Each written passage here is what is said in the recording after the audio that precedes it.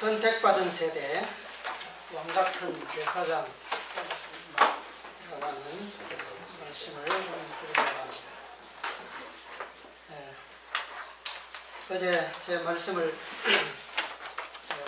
얼마나 이해하셨는지 모르겠습니다만 어제 말씀과 관계해서 연결해서 잠깐 말씀드리려고 합니다. 먼저 이사야 11장에 있는 말씀을 다시 한번 보겠습니다. 오늘 우리 찾으셔서 이사야 11장 1절에 있는 말씀 좀 읽어주십시오. 이새의 줄기에서 한 싹이 나며 그 뿌리에서 한 가지가 나서 결실할 것이요. 10절에서 12절까지요. 그날에 이새의 뿌리에서 한 싹이 나서 만민의 기호로 설 것이요. 열방이 그에게로 돌아오리니 그의 거한 곳이 영화로우리라. 그날에 주께서 다시 손을 펴사 그 남은 백성을 아수르와 애국과 아드로스와 구스와 엘람과 시날과 하맛과 바다 섬들에서 돌아오게 할 것이라. 여호와께서 열방을 향하여 기후를 세우시고 이스라엘의 쫓긴 자를 모으시며 땅 사방에서 유다의 이선한 자를 모으시리니. 예, 감사합니다. 자, 어떤 자들이 돌아오겠다고 말씀하고 있습니까? 이스라엘의 쫓긴 자. 예, 그 남은 백성. 그 남은 백성, 이스라엘의 쫓긴 자, 유다의 이산한 자. 자, 모으실 때 항상 흩어질 때는 따로 흩어졌지만 모으실 때는 어떻게 하신다고요? 같이 구별치 않고 모으신다 그랬습니다. 자, 여기에 말씀을 보면 1절에 말씀을 보면 그 뿌리에서 한 가지가 나서 뭐 할 것이요? 결실할 것이요. 이렇게 말씀하고 있습니다. 결실에 대해서 우리가 좀 생각을 해보면요. 빌라도가 메시아로 오셨던 예수님께 신문했습니다. 이 대제사장들과 장로들이 고소한 그대로 그는 질문하기를 네가 유대인의 왕이냐, 그렇게 첫 질문을 그렇게 물었어요. 예수님께서 뭐라고 대답하셨습니까? 내 말이 맞더라. 내 말이 옳다. 자, 이것이 지금 읽으셨던 이사야 11장에 대한 성취가 맞죠? 이새의 줄기에서 나온 삽, 그 뿌리에서 나온 한 가지, 그리고 그 결실, 누구를 통해서 시작된 겁니까? 예수님께 성취되는 예언이 맞죠, 그죠? 그러면 방금 이 빌라도의 질문에 대해서 그분께서 대답하신 네 말이 옳도다라고 하는 그 왕, 네가 왕이냐 했을 때 예수님께서 그것을 인정하셨어요, 그죠? 그러면 그 왕이라고 하는 측면에서 이 예언에 대한 결실, 성취가 맞느냐 이 말이에요. 맞습니까? 제사장들과 장로들이 고소한 내용이 그거죠, 그죠? 이 빌라도는 그것에 어떤 또 다른 의미를 부여하지 않고 물었던 거 아닙니까? 그렇죠? 그가 예언을 알지 못하잖아요. 예수님은 다윗의 직계 후손이죠, 그죠? 그래서 이 고소받은 대로 빌라도는 곧대로 이 질문을 했던 거거든요. 그래서 근데 우리가 예수님께서 대답하신 그 대답이 빌라도가 물었던 그 질문에 대한 곧대로의 대답으로 볼 수 있습니까? 아니죠, 그죠? 그건 아닙니다. 우리가 다 그렇게 이해하고 있죠. 실제적인 유대인의 혈통적으로는 맞지만, 그러나 빌라도가 물었던 대로 그 육신적인 유대 국가, 나라의 왕, 그건 아니고. 그 왕은 아니라는 거예요. 우리는 그렇게 알고 있지 않습니까? 그런데 이스라엘 백성들이 하나님의 명령과 법도에 충실했더라면 이 왕권이 어떻게 됐을까요? 어떻게 회복될 수 있었을까요? 실제적으로 아마 더 영광스러운 어떤 성취를 보여주셨을 겁니다.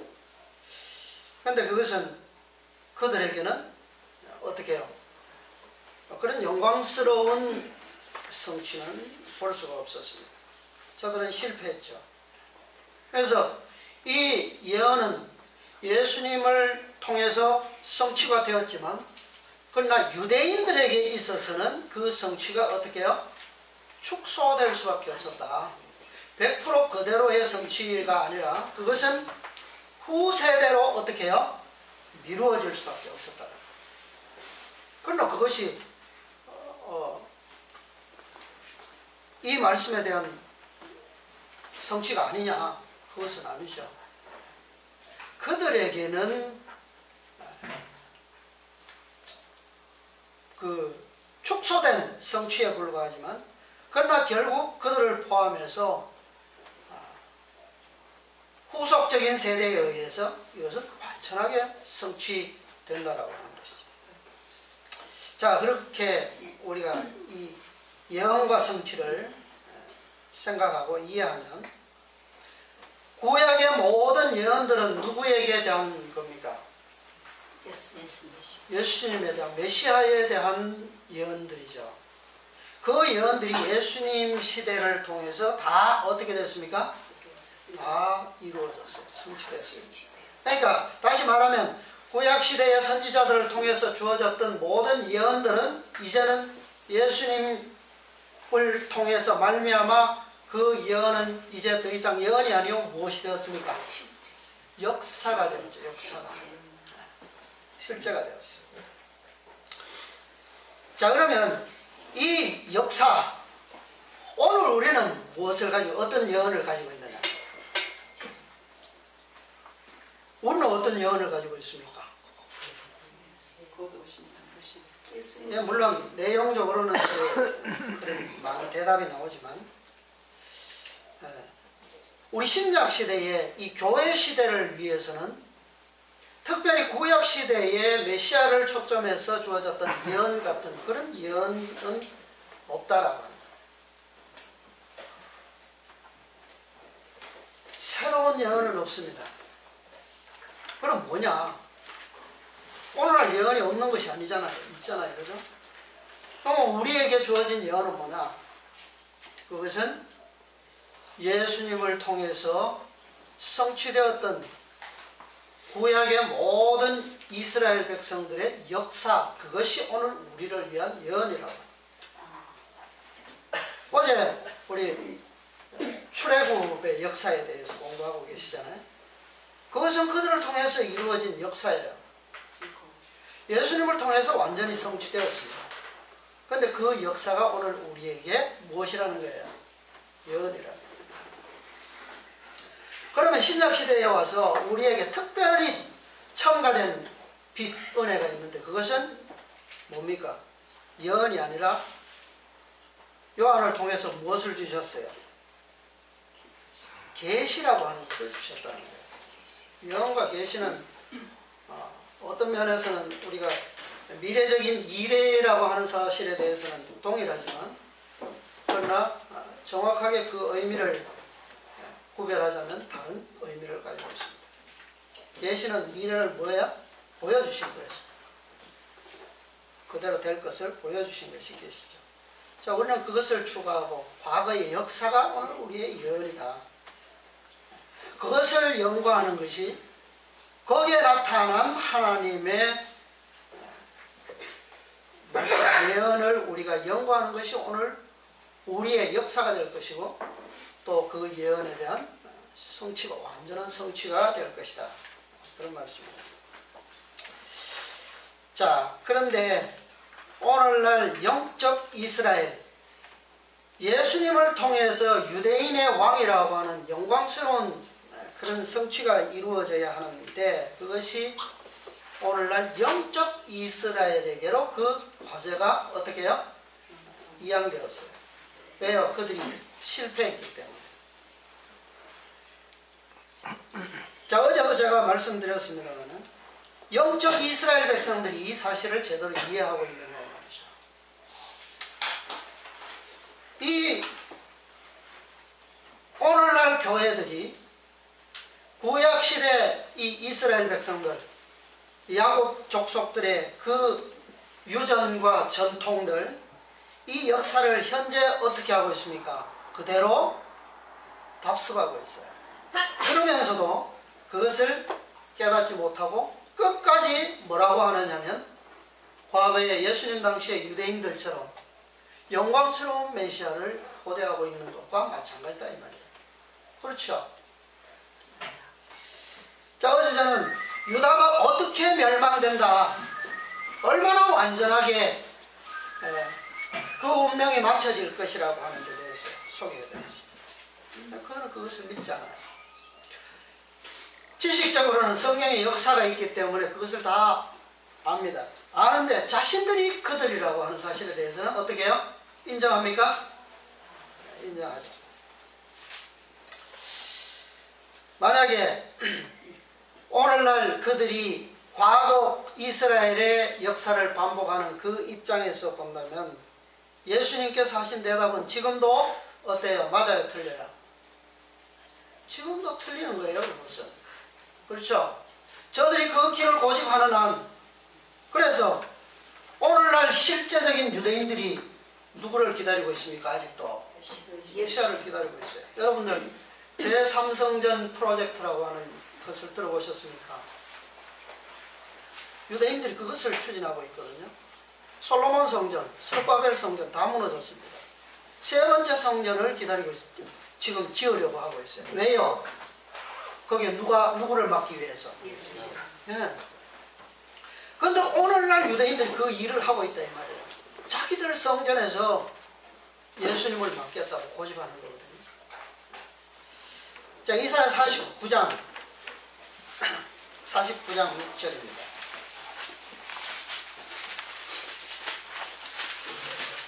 제가 보겠습니다. 그가 가라사대 네가 나의 종이 되어 야곱의 지파들을 일으키며 이스라엘 중에 보존된 자를 돌아오게 할 것은 오히려 경한 일이라.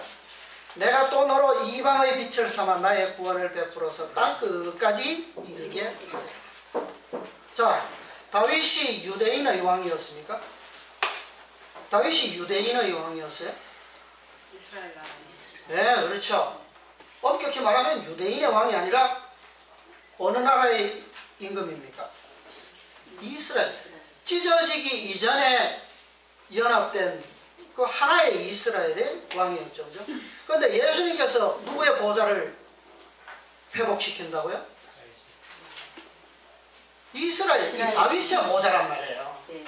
그런데 오늘날 유대인들은 찢어져 있으면서도 자기들이 다윗의 보좌다 그렇게 하고 있다는 거예요. 그런데 그 나라는 어떻게 됐습니까? 어제 예레미야서 22장인가요? 본 말씀처럼 어떻게 해요? 그 고니아에게 하신 예언이 뭡니까? 다시는 너희를 다스릴 왕이 나겠다고요? 나지 않겠다. 예레미야 23장 보면 지금 방금 읽었던 이 49장 이사야 49장 6절의 말씀에서 보면 이스라엘을 돌아오게 하는 것은 오히려 경한 일이다. 작은 일이다. 그죠? 더 어떤 큰 일이 있다는 겁니까?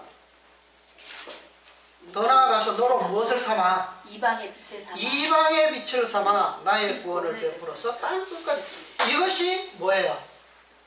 이것이 진정한 다윗의 위를 성취하는 것, 회복시키는 그분의 사명이라는 거죠. 그래서 그들이 하나님의 목적대로 충실했더라면 이것은 그들에게서 이루어졌을 겁니다. 그런데 어떻게 해요? 그들이 실패했기 때문에 이것은 누구에게요? 영적 이스라엘에게 넘겨진 바 되었다. 이 성취가 예수님을 통해서 이루어질 진정한 다윗의 보좌의 회복, 땅 끝까지 그의 보좌의 영향력이 미치는 그것이 완전한 회복이라고 합니다. 예레미야 23장에 보면 같은 말씀이 나오는데요. 3절로 8절입니다. 23장 3절로 8절. 내가 내 양무리에 남은 자를 그 몰려갔던 모든 지방에서 모아내어 다시 그 우리로 돌아오게 하리니 그들의 생육이 번성할 것이며 내가 그들을 기르는 목자들을 그들 위에 세우리니 그들이 다시는 두려워하거나 놀라거나 축이 나지 아니하리라. 여호와의 말입니다. 나 여호와가 말하노라. 보라, 때가 이르리니 내가 다윗의 한 의로운 가지를 일으킬 것이라. 그가 왕이 되어 지혜롭게 행사하며 세상에서 공평과 정의를 행할 것이며 그의 날에 유다는 구원을 얻겠고 이스라엘은 평안히 거할 것이며 그 이름은 여호와 우리의 의라 일컬음을 받으리라. 그러므로 나 여호와가 말하노라. 보라, 날이 이르리니 그들이 다시는 이스라엘 자손을 애굽 땅에서 인도하여 내신 여호와의 사심으로 맹세하지 아니하고 8절요. 이스라엘 집 자손을 북방 땅 그 모든 쫓겨났던 나라에서 인도하여 내신 여호와의 사심으로 맹세할 것이며 그들이 자기 땅에 거하리라 하십니다. 자, 이제 이것은 시대가 바뀌는 겁니다. 그들에게 이 육신적 구약의 이스라엘에게는 7절의 말씀이에요. 그죠? 그들은 이 애굽 땅에서 구원하신 여호와의 이름, 그 백성으로 일컬어질 것이지만, 자, 영적 이스라엘의 회복을 통해서 구원에 이르는 그 백성들은 어떤 이름이요? 같은 여호와는 여호와인데 구원이 어떤 구원입니까? 어디로부터요? 북방 땅 그 모든 쫓겨났던 나라에서 있는, 아까 이사야 49장 6절에서 말씀했던 것처럼 어디의 빛? 이방의 빛. 예, 이방의 빛. 그 성취다 이 말이에요. 이것이 구속사의 완성입니다. 그렇죠? 이제 재림하실 왕 다윗의 보좌를 회복시키기 위해서 나타나실 그 왕, 재림하실 그리스도, 이 분은 출애굽한 육신적 이스라엘의 왕이 되실 것이 아니라 어떻게 해요? 출바벨론한 이색 지구의 바벨론 성에서 구원함을 받은 왕으로 그분의 이름으로 일컬어질 것이다. 그죠? 자, 오늘날 영적 이스라엘 백성들이 그래서 깨달아야 할 분명한 말씀이 있습니다. 미가서 2장 8절 10절입니다. 이곳은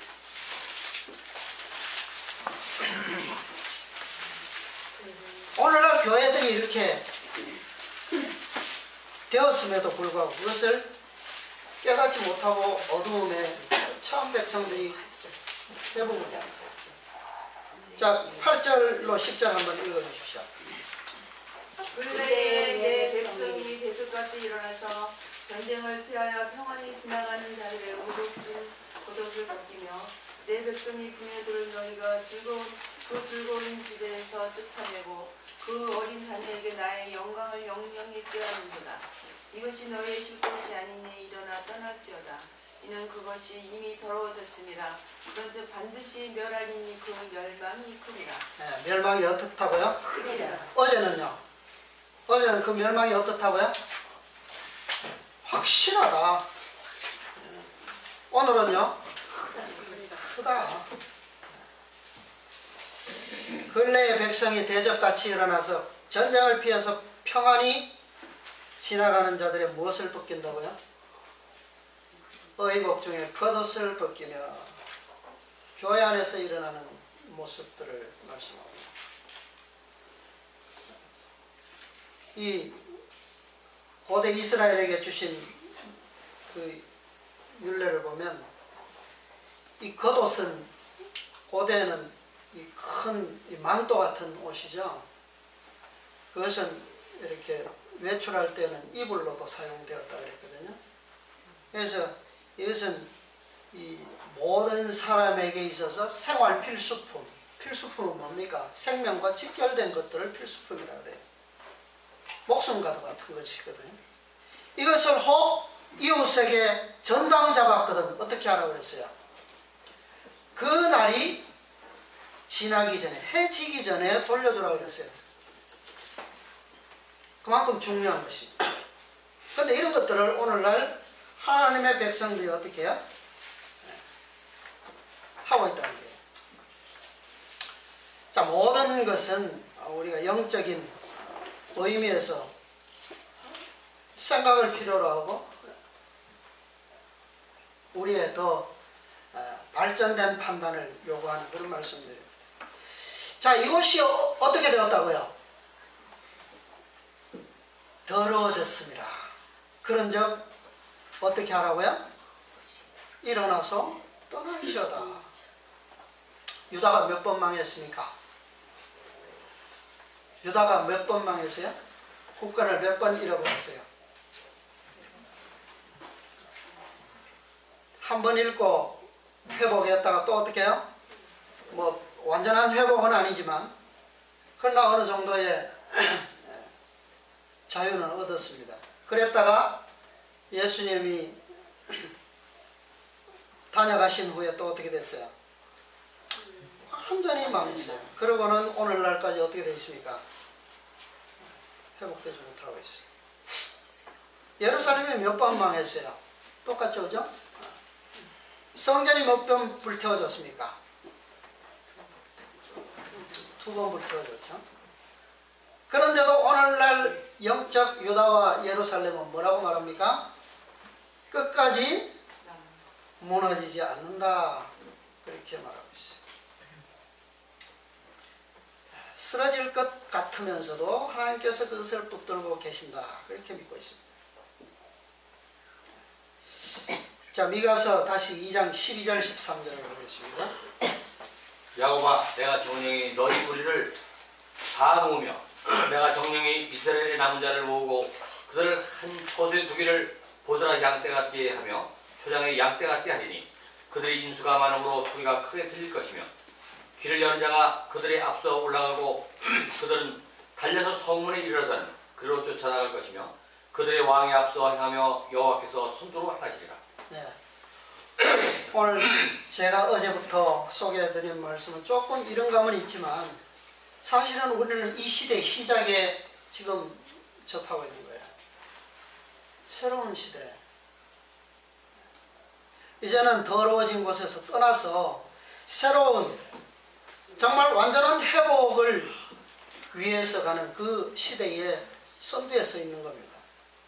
자, 여기 13절을 보니까 어떤 말씀이 나오죠? 누가 앞서 올라가고요? 길을 여는 자가 길을 여는 자가 앞서 올라가고 또 누가 앞서 간다고요? 길을 여는 자. 그 다음에요. 또 왕이 왕이 앞서 행하며 또 누가 앞서 간다고요? 여호와께서 하시리라. 앞서 행하시라. 여기 앞서 가시는 분이 세 분이 있어요. 자, 맨 앞에 나온 길을 여는 자, 앞서 행하는 분, 이분이 누굴까요? 이 원어의 의미를 보면 이 뜻이 뭐냐면 틈을 만들다, 관통하다, 그런 의미를 가진 단어가 이 길을 여는 자에 쓰여졌어요. 자, 이것이 뭡니까? 성경적으로 우리가 이해를 얻어보면 틈을 만들고 관통할 수 있는 것이 뭐가 있습니까? 히브리서에 어떤 말씀이 나오죠? 4장인가요? 4장 10절. 무엇이 찔러 쪼갠다고 그랬습니까? 말씀이 말씀. 근데 말씀과 동행하시는 분이 누구세요? 예수님 예수님요. 성령 오늘 우리에게 말씀이 있죠. 네. 예수님 여기 계십니까? 이 말씀에. 이 말씀과 동행하시는 분이 누굽니까? 자, 어제도 잠깐 우리 삼위일체 하나님 공부하실 때 잠깐 언급되었는데요. 성령께서는 다양한 표상으로 비유되고 있다 그랬죠. 말씀과 함께 하시는 분, 성령입니다. 오늘 우리가 말씀을 볼 때 성령을 통해서 그 모든 이해와 깨달음을 얻게 되죠. 그죠? 그분이 앞서가고, 두 번째 앞서가는 분이 또 누가요? 왕은 누굽니까? 예수님이죠. 완전한 회복의 주인공 예수님. 그리스도께서 앞서가십니다. 그 다음 또 함께 앞서가시는 분이 계시죠? 여호와께서. 자, 이 세 분의 하나님과 누가요? 남은 백성들이 하나가 되어서 나아가는 그 모습을 여기서 말씀하고 있죠. 그것은 우리 미래의 완전한 성취를 지금 보여주고 계시는 모습입니다. 만약에 예수님께서 육신적으로 빌라도가 질문한 것에 대해서 곧이곧대로의 성취로 우리가 보았다면 어떻게 해요? 아주 잘못됐죠. 그죠? 만약에 그들이 바벨론에서 70년 포로가 끝나고 돌아왔을 때에도 어떻게 해요? 왕권이 회복되었어야 하지만 또 예수님께서 오셨을 때 정말 그 왕권을 실제로 하나의 나라를 회복시키는 모습이어야 한다는 거죠. 그런데 그것은 제가 반복드리지만 그것은 그들은 실패했다는 거예요. 이제는 영적 이스라엘. 자, 왜 그러면 이런 예언이 왜 다윗이라고 하는 그 보호자를 상징적으로 예수님께서 회복한다는 그런 예언이 주어졌느냐. 자, 원래 이스라엘 백성은 어제 말씀하셨어요. 원래 이스라엘 백성은 누가 왕이었습니까? 하나님께서 왕인 그런 백성들이었어요. 그런데 어쩌다가 다윗이 왕이 됐습니까? 사울이. 백성들이 원했죠. 어떤 왕을 원했습니까? 이방인들처럼 자신들의 눈으로 볼 수 있는 왕을 구했어요. 그죠? 보이는 왕. 그래서 주어졌던 왕이 사울 다윗입니다. 근데 사울은 사실은 뭐 우리가 예언적으로 역사적으로 다 봐도 그것은 왕이라고 할 수가 없어요. 진정한 왕은 누굽니까? 다윗이에요. 왜요? 그 백성들의 진정한 왕은 하나님이신데 하나님을 대신할 수 있는 사람이 있을 수 있습니까? 근데 다윗은 어땠어요? 그나마 피조물이고 인간이지만 마음이 아팠는데. 그렇죠. 하나님의 마음에 합했던 그 사람을 세워주셨던 거예요. 대신해서 보여주신 거죠. 그죠? 그들이 원했기 때문에. 그래서 이 보호자에 대한 회복도 어떻게 해요? 보이는 왕으로. 근데 보이는 왕, 예수님께서 보이도록 오셨지만 그 다윗의 보좌라고 하는 것이 근본적으로 다윗의 것이 아니었잖아요.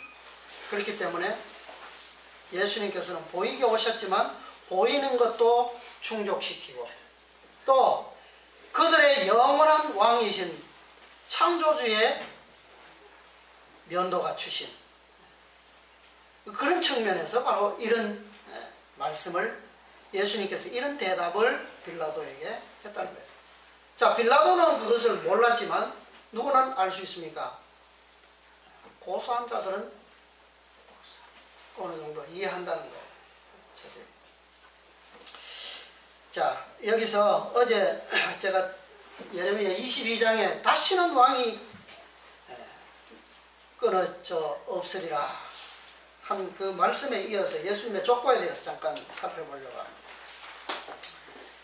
자, 성경을 이 복음을 처음 받아들이고 성경을 읽으면 제일 답답한 데가 어딥니까? 처음부터 막히는 데가 어디예요? 마태복음 1장에 예수님의 족보죠, 그죠? 왜 성경이 이것부터 대부분 사람들이 그것을 가장 먼저 읽으면서 지루해야 합니다. 자, 여러분들은 어때요? 이 족보가 읽을 때 지루합니까? 안 지루합니까? 이 마태복음 1장 읽으신 지 얼마나 되셨어요? 시간이 없기 때문에 다 지루한지 안 한지는 확인은 못하겠고 조금만 살펴보겠습니다. 1장 11절부터 보겠습니다. 11절. 바벨론으로 이거할 때에 요시야는 요고나와 그의 형제를 낳으니라.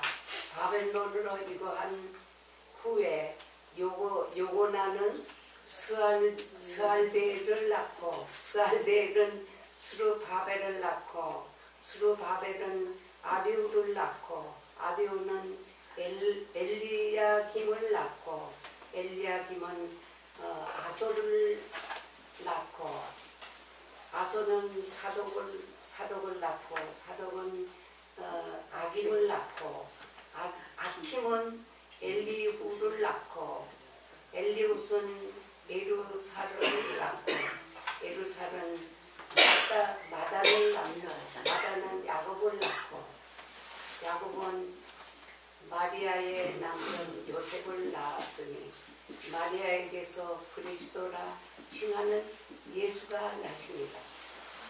17절요. 그런즉 모든 대수가 아브라함부터 다윗까지 14대여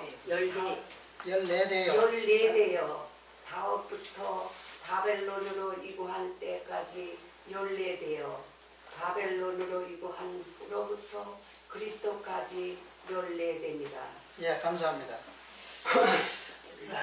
읽으신데 감사드리지만 읽기 어려우시죠?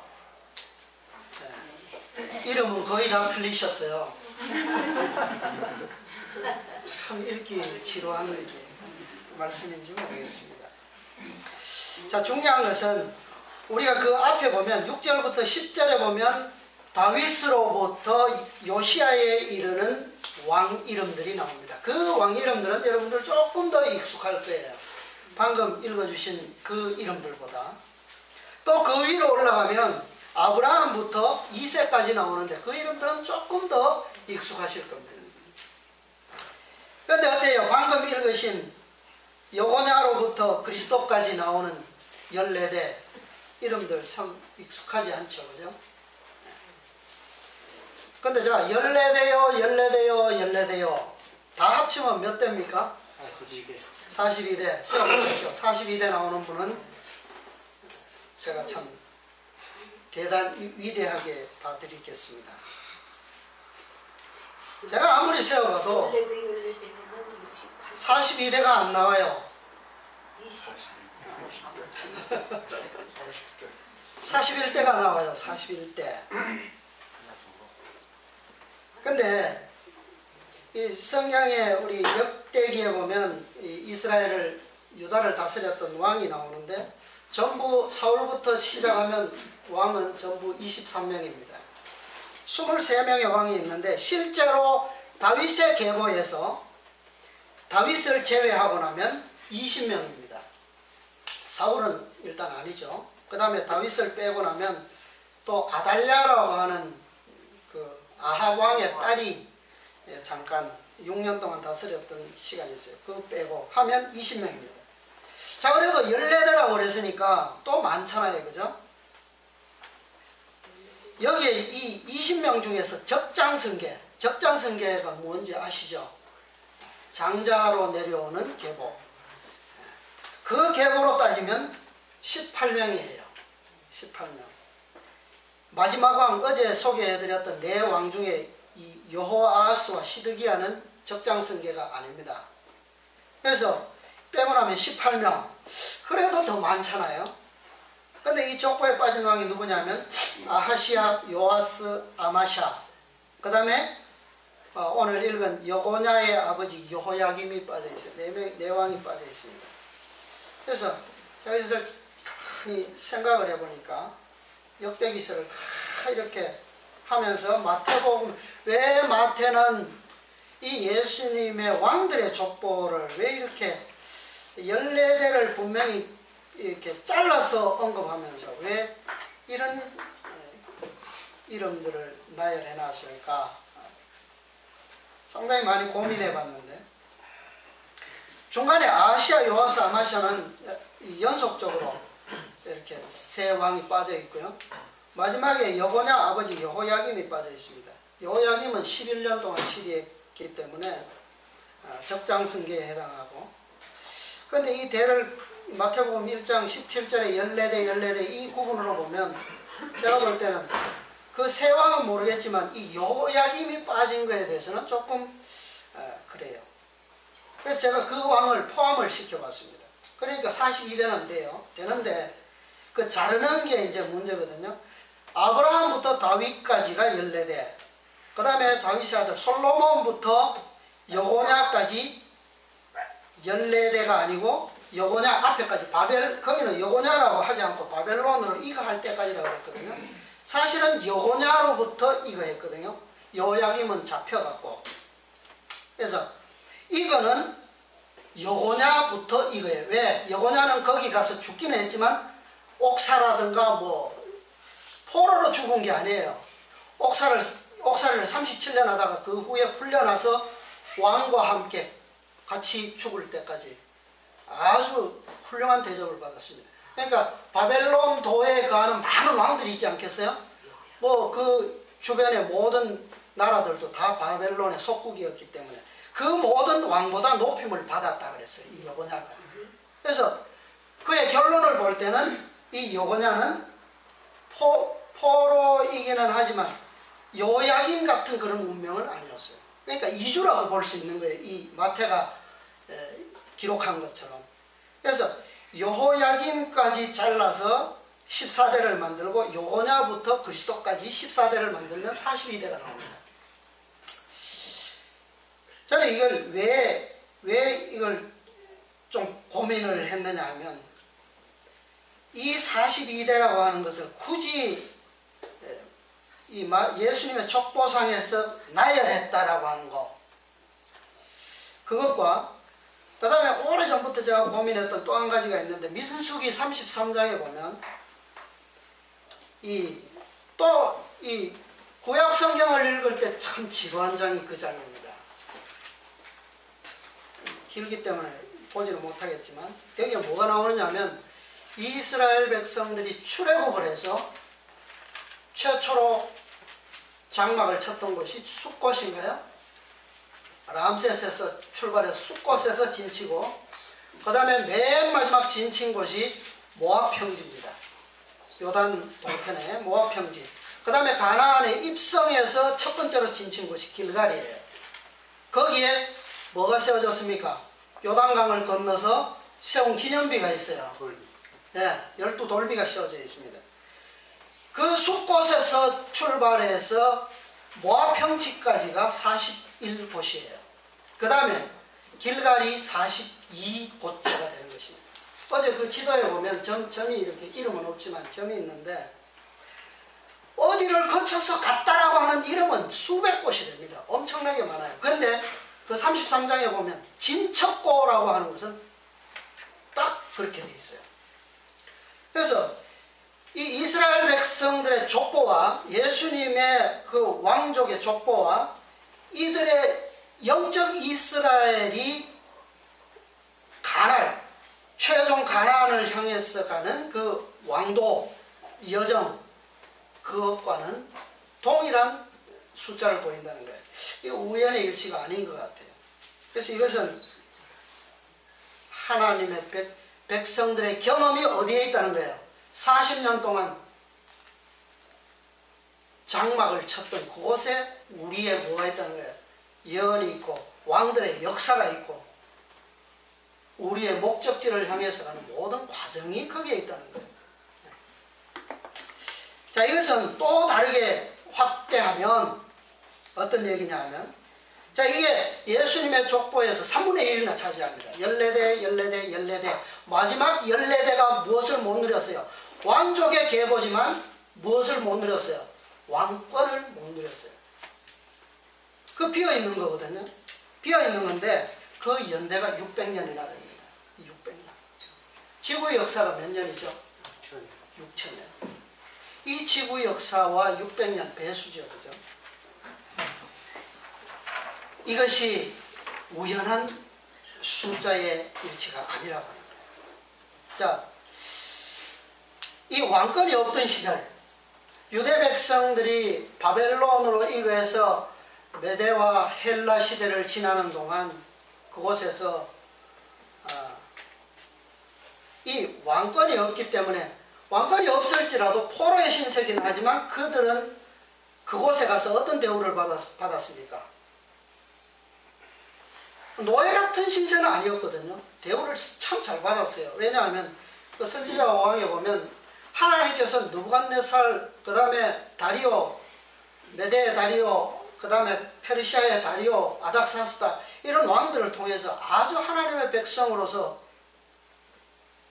오죽하면 느부갓네살도 그랬고 다리오 왕도 그랬고 다 조서를 내려서 누구의 하나님? 이스라엘의 하나님을 유일한 하나님으로 선포했어요. 그 정도면 그 백성들이 어떤 대우를 받았습니까?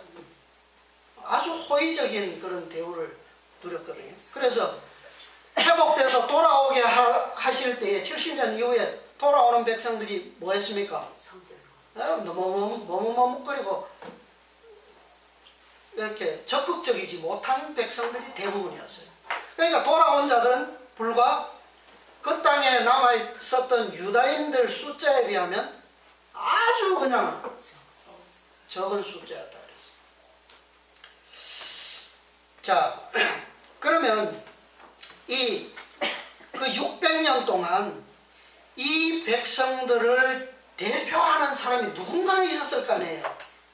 국권을 잃었기 때문에 왕권은 소용이 없습니다. 그런데 그 바벨론 땅에서, 이방의 땅에서 이 백성, 이 민족을 대표할 수 있는 누군가가 있었는데 그들이 누구였을까요? 그들이 바로 제사장이었습니다. 대제사장 특별히. 대제사장. 예, 그것을 어떻게 알 수 있느냐 하면 예수님 당시까지 왕권은 회복되지 못했어요. 그런데 예수님 당시에 로마의 속국일 때 이 백성을 대표하는 사람이 최고 높은 사람이 누구였습니까? 대제사장이었어요. 장로. 자, 그러면 왕권이 있을 때는 왕이 그 나라를 대표하지만 이제 그것을 잃어버렸을 때는 이방 땅에서 대제사장이 그 백성을 대표했다는 사실이죠. 자, 근데 대제사장은 이스라엘 백성에게 왕이 세우기 전에도 있었습니까? 없었습니까? 있었어요. 그래서 예수님 때까지 왕권과 별도로 이것이 유지되어 왔습니다. 구별되어 있었어, 엄연히. 한 번도, 자, 왕은 어느 지파예요?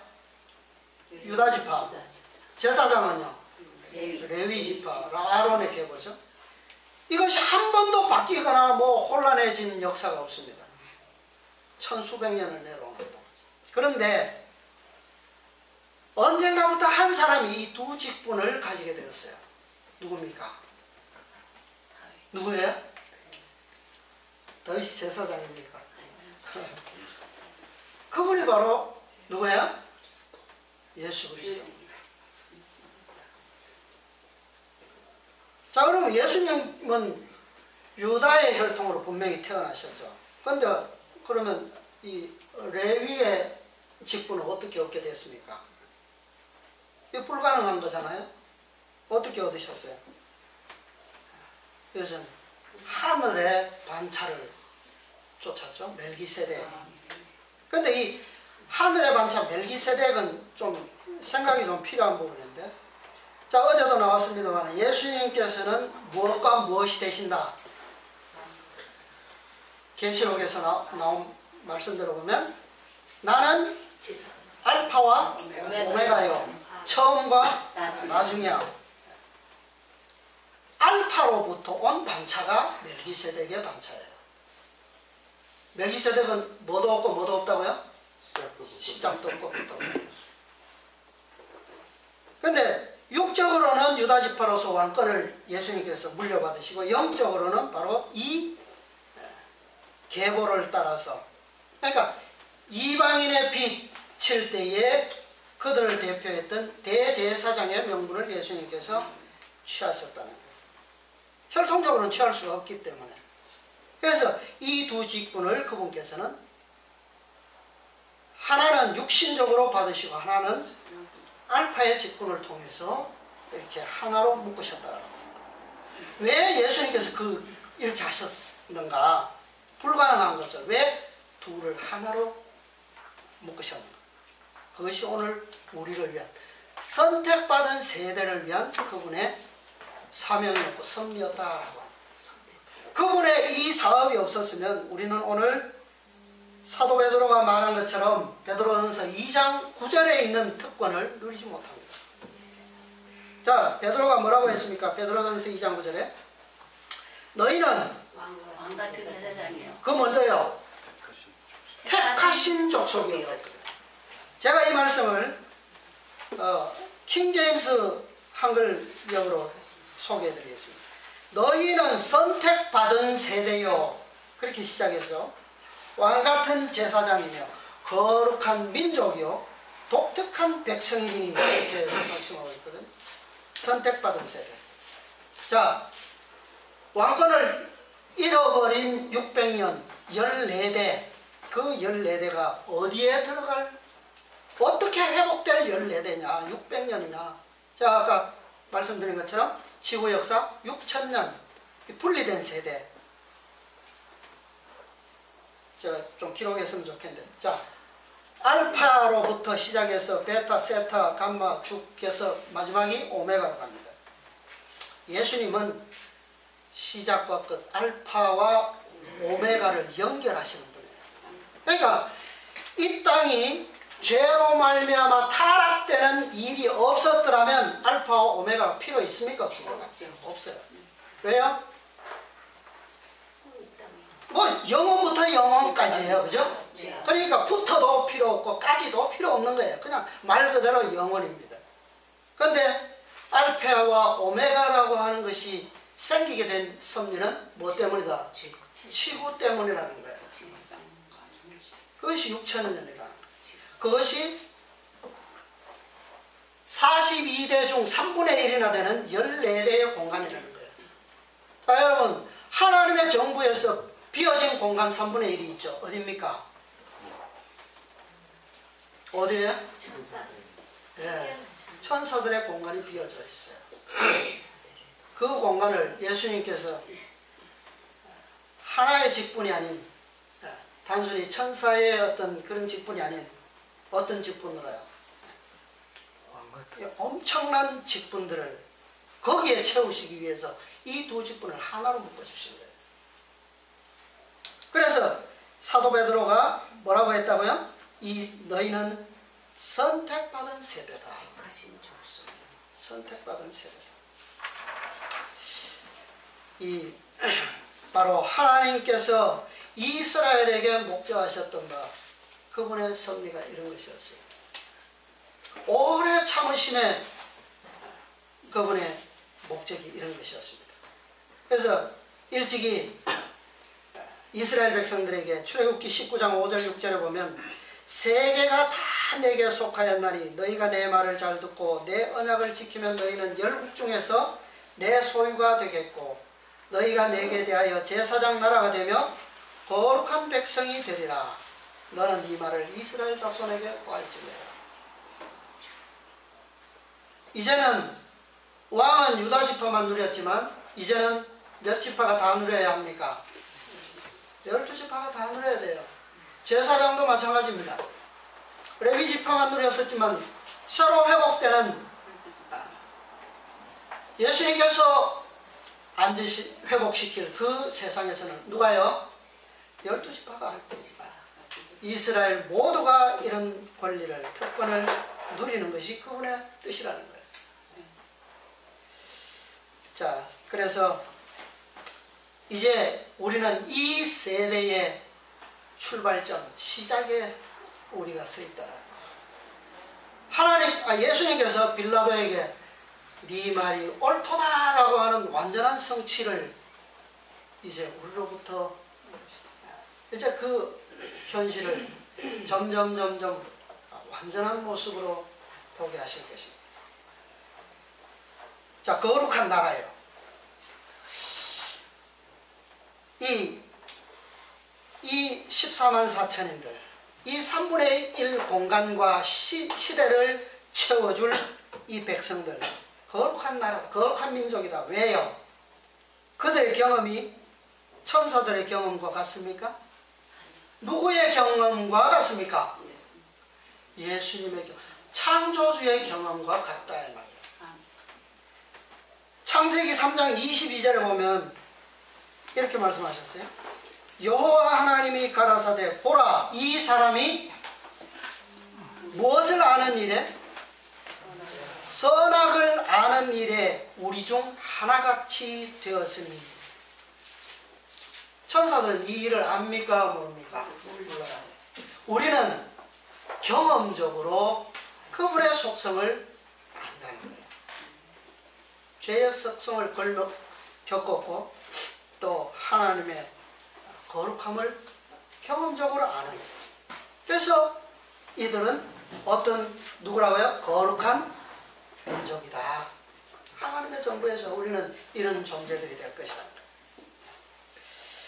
우리 이제 새해는 작년과 같지 아니하고 좀 더 희망차게 출발할 수 있습니다. 또 우리는 새로운 믿음과 또 새로운 약속 안에서 우리는 더 활기차게 시작할 수 있습니다. 우리의 환경은 그렇지 않을 거예요. 바벨론에 가는 것과 같은 참 어떤 시련이 우리에게 있는지 모릅니다. 그러나 우리의 믿음은 말씀을 따라서 구약시대의 역사를 통해서 우리에게 주시는 그 예언을 통해서 우리는 우리의 미래를 믿음으로 볼 수 있습니다. 우리가 정말 한 진리 안에서 정말 하늘 아버지를 영원한 아버지로 섬기는 그런 사랑의 백성들 이 한 해 동안 희망차게 출발하시게 되기를 바라면서 오늘 말씀을 마치겠습니다. 아멘.